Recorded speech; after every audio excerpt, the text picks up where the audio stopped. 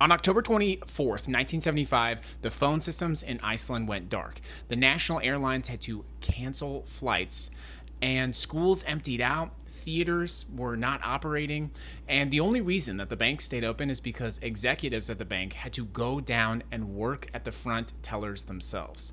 In fact, if you listen to radio that day, October 24th, 1975, you will hear children in the background of the broadcast. And you might be asking yourself, why is that?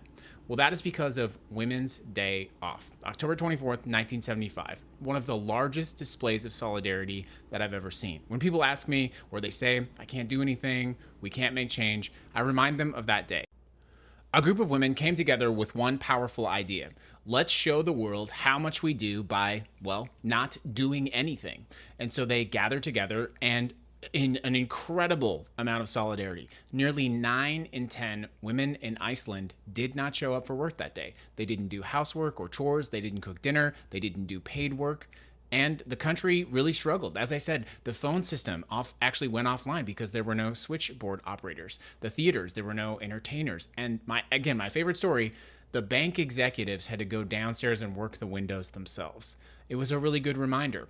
And at first, a lot of the men of the country thought that it was, kind of a joke, but they quickly learned that it was not a joke when they woke up and there was no one to take care of the kids. So all across Iceland, workplaces were filled with children because the men still had to go to work, so they took their kids with them, and it was purportedly very chaotic, where you would see the office and you would see children running around, playing, doing all this sort of thing.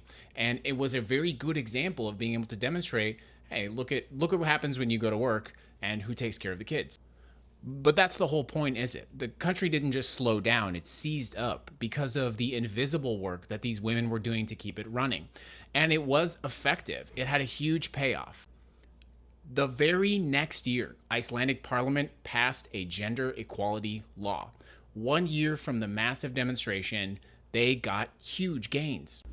5 years after that, Vigdis Finnbogadóttir, a divorced single mom, ran for president against 3 men, and she won.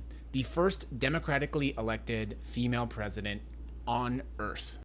And she was incredibly popular, serving 16 years. And she made no doubt about it. She said very clearly she would not have been elected president if it were not for that day. So when someone tells you that you can't do something by yourself or with people in your community, remind them of Women's Day Off in Iceland in 1975 and ask Vigdis what it means to really enact change.